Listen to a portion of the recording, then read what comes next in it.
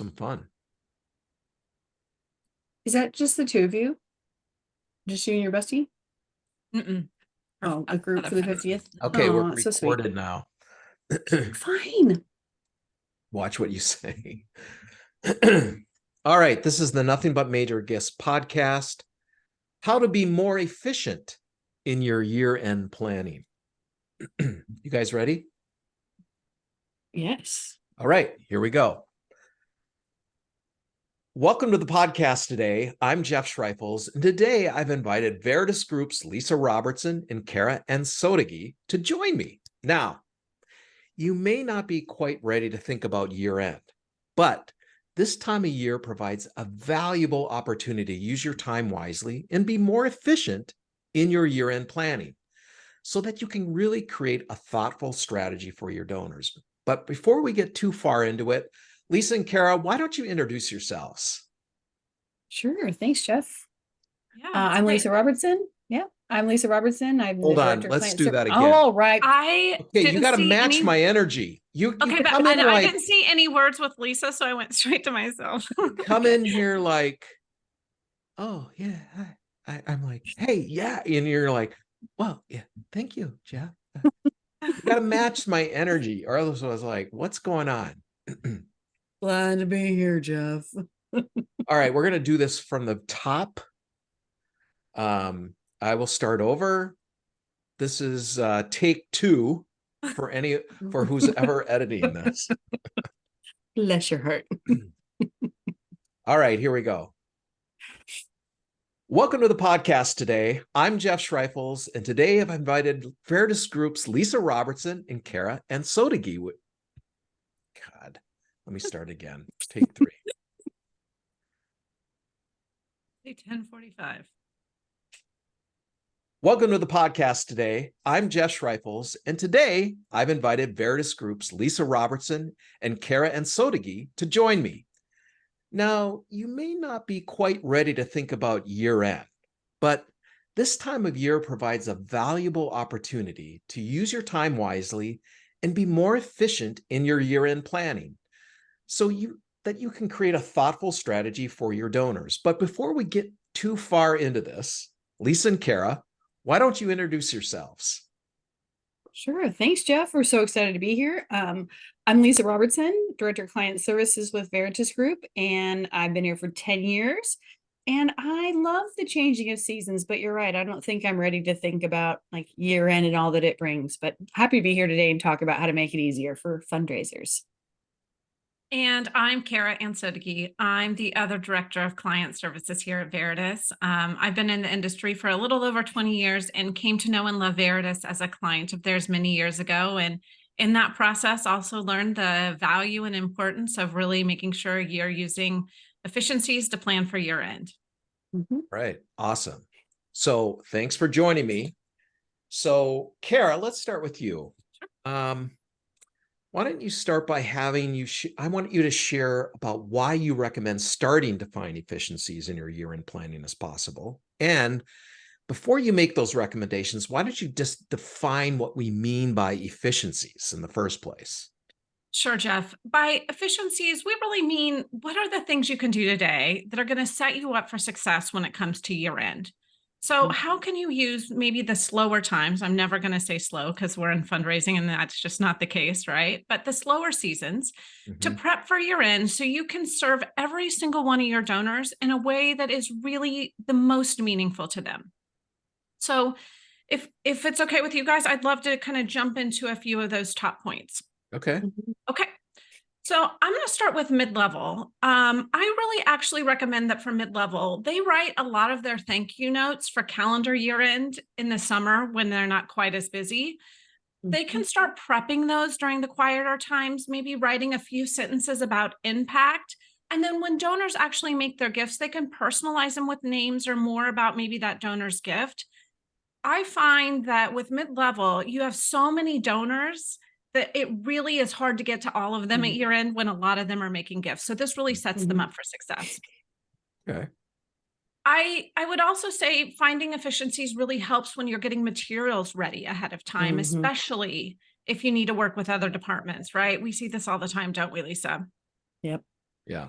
If you're in mid-level, you might be working with your direct response team. And we know there's a big, time frame needed with direct response to figure out what's going to be sent. And then you can follow up on those solicitations at year end. So getting all of that prepped. If you're in major gifts, you might be working with your marketing team to ensure you have a thoughtful impact piece to send to your donors the month before you're asking them, or maybe a YMAD, what we refer to as you make a difference, that you can have ready for January or February to let your donors know the impact they made the year before. All of that takes time, and that really needs to be started over the summertime. And then I would just say my last point would be that finding these efficiencies allows you to thoughtfully focus and execute on the strategy that you're building. So our goal is always to build a plan for every donor, right? Yeah. And as we work towards calendar year end, we want, which is when most of the donors give, we want to make sure we have all the materials ready so that we can thoughtfully execute that plan. Yep. Great points. Now, Lisa, let me ask you, what gets in the way of fundraisers or leaders finding those efficiencies in their year plan? Well, I think there's this idea that it is sort of the slower time, and there's all of a sudden this rush at year end. And so we leave, we have vacations, school starts, the season changes. In fact, I was just today, we always tell our fundraisers, Jeff, that once they see pumpkin spice, like year end is on. And today I saw something that says someone's going to start doing pumpkin spice on September 12th. And I was like, what? Like, that's only a few weeks away. Like, that's, I always think October, November, but that's September. So it just comes faster than we think. And there's so much going on this time of year. I think the other thing that might happen is there might not have support from leadership to do that, right? Like, we have a lot of people who are really on their own. I have an MGO who has to personally track down program staff in other countries and then ask multiple times for those impacts. And that's not the best use of her time, like figuring out time zones and, really trying to go through so many hurdles. It's like, that really should be a leader's job to say, hey, we really need this to help support your programs and get those kind of roadblocks out of her way. Or I work for a MLO who has to personally create and address and stamp and send all the mailings to like 600 people. That just takes a lot of time and energy. So, where can leaders help provide support or encouragement or volunteers or supplies? That's really important. I think there's also like a lot of things and demands that take their attention. A lot of times it's the books have closed. Like, if you're an October fiscal year start, your books are closed, they're closing. You're thinking about budgeting for the next fiscal year. If you start in 24, even January 24, you're thinking about that. And then we're updating caseloads, right? We're working on cleaning up caseloads and we're prepping for a new fiscal year. It's just a lot. So those are my things that I think get in the way. I love it.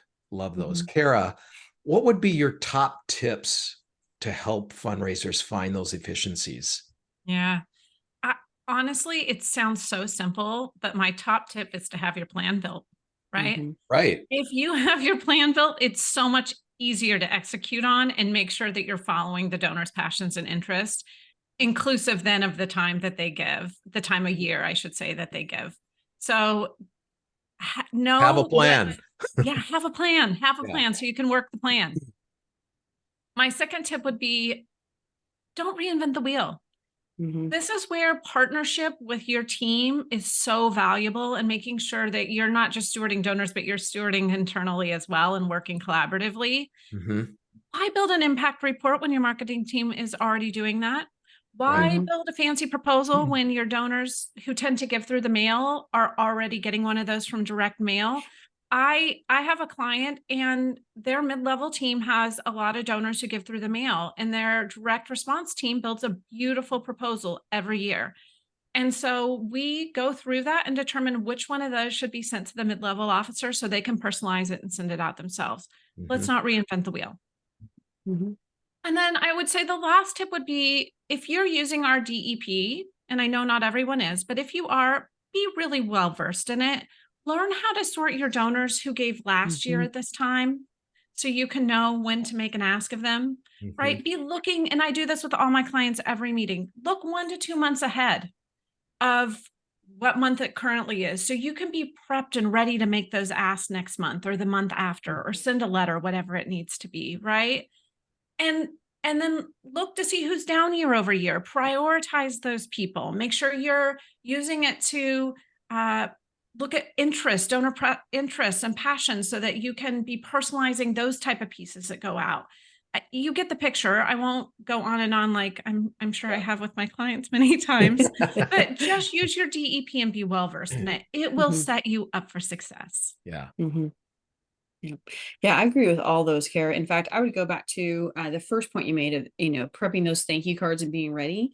When I was working in a nonprofit, I would actually print that, and say like, hey, we served over this many people this year, because it's not, the numbers don't have to be precise. No one is checking your annual report. And so you already know kind of the impact you've had, or you can guesstimate, and then you can just personalize it a little bit more. So there's a lot of things you can do. And I was kind of a hard nose about that. Like, we had to finish those thank you notes before we went home on December 24th to make sure they arrived in home quickly. That was me. Yeah, so I agree with that completely. And then another thing that I always say to people, and this sounds really silly, but I always encourage people to order the thank you stamps now, because the post office runs out. Like, your local post office will run out. You can always mail them to your house online, but it might take longer. So get them now. They're really cute and they work. If you have too many, use them throughout the year. I love those. And Lisa, can I chime in? Yeah. I think they also have birthday ones. Oh yeah, I have them right here in my drawer. I have birthday and Thanksgiving right here. Birthday's another great one. Yeah, I love them. Cool. Yeah. I also live in Texas and they have ones with hats on them, so I love those. So people know it's for me. I know. I don't want that stamp. I won't send you that stamp. Okay, so then I encourage people also to prep their Thanksgiving email, right? That's an easy touch because what happens, I think, is we get into that week, we can get super quiet, and all of a sudden it's like, it's the week of, and we're trying to figure out what we're going to say, how we're going to email it. People are gone who might be help us with technology. So just get that done. Make sure it's easy. Could be a video. So think ahead to Thanksgiving. And then Kara mentioned this earlier, but think ahead to January, because sometimes we say year end and people just think, oh, I've got to get out my solicitations and Thanksgiving and maybe a holiday card, or make sure I'm doing thank yous. And we forget about January, and that comes just as fast.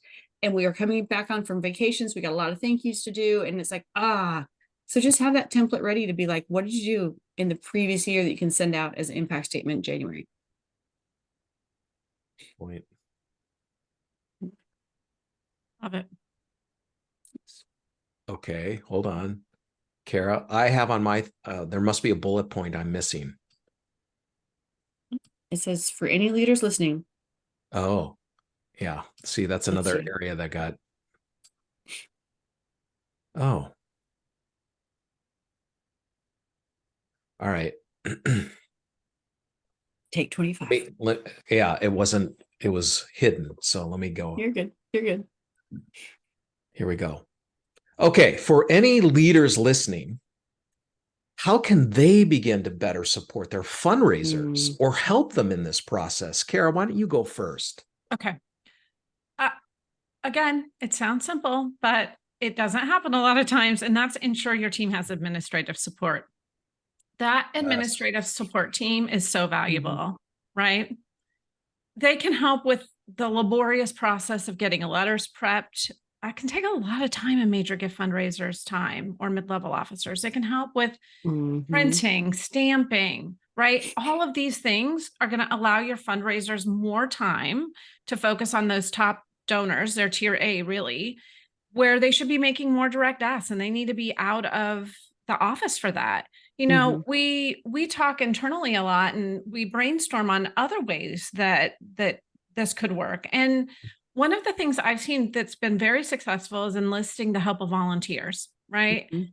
Volunteers want to help. Let them help you address those envelopes. Let them help you stamp those envelopes. Or do you have like a front office staff member maybe that isn't being utilized as much, and it's a slower time of season for them, and they want to support and create that culture of philanthropy for you? Use those underutilized support staff around the building too, if you have them. So can I just add one caveat to that? Yeah. Just, it's always good to check their writing, right? So like if I'm sending stuff out and it's like my dad's a southpaw, if it's backwards, or someone puts little hearts on their eyes, and I wouldn't do that, just check their writing. But Good yeah, point. That's a good point. Good point. Yeah. And then the other one I'd mention is just, and this is probably more complex, and maybe Lisa, you can amplify it a little bit more, but breaking down silos. When you have a true culture of philanthropy in your organization, your teams are going to work in harmony rather than one against one another. And I really think that it just helps you be more efficient, and it helps your fundraisers in so many ways when there is a harmonious team collaborating on their year-end work.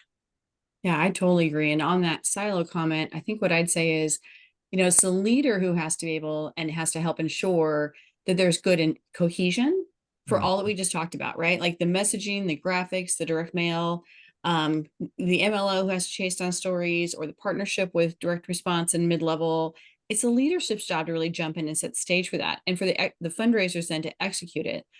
So they can help bring together the comm schedule, right? Look at year end. Like, it requires a lot of coordination, and to do that as early as possible, that's where leaders can really help. Yeah. And then the other thing I'd add, and I think I'm learning this more and more as we talk to people, is have some empathy for the work that fundraisers do. Like, we were talking to a new client, and they said it really well. They said our fundraisers make the work look easy, and so our leaders think that fundraising is easy. And so I think sometimes leaders forget, like, it's really hard work. We're working with people, right? And donors, and managing a lot of people. So just be reasonable, offer support, encourage your fundraisers to take their time off, make sure it all adds up to help your fundraisers replenish and feel renewed in the midst of this really busy year end. Really good stuff there. Yeah. And if I can just chime in, Lisa, that first bullet you had about the leaders in silo and bringing everyone together, I have seen, and I have worked with a really large client, and I've seen the opposite of that, where mid-level was going straight to marketing and asking for materials. And there's all these conflicting priorities, and mid-level never gets what they need, right? Yeah. And so I do think that just underscoring the value that leadership can play in a top-down approach of what is available for donors in that support system is mission critical, and being able to do this work. Yeah. No, I've had the same thing happen. In fact, I've had mid-level go to marketing without leadership support, and then what comes back is marketing material. Like, it's not an impact statement, and that's not the MLO's job to say, that's not what I needed. It was the leader's job to explain to marketing, what we need is X. Can you help deliver on that, and talk back to them, because that's not really the role of an MLO. So yeah, I've seen the opposite too. Yeah. It's important. Good stuff, you two. This was fun. Thanks. I think we gave some really concrete strategies, tactics, ideas for year end. So if you're listening to this, you have no excuse now to blow it on year end, right? That's right. Anyway, thank you both for pumpkin-flavored joining. latte. Thank you both for joining us today for this episode. And we hope this has given you some creative ideas and inspiration to find new efficiencies in your work as you prepare for year end.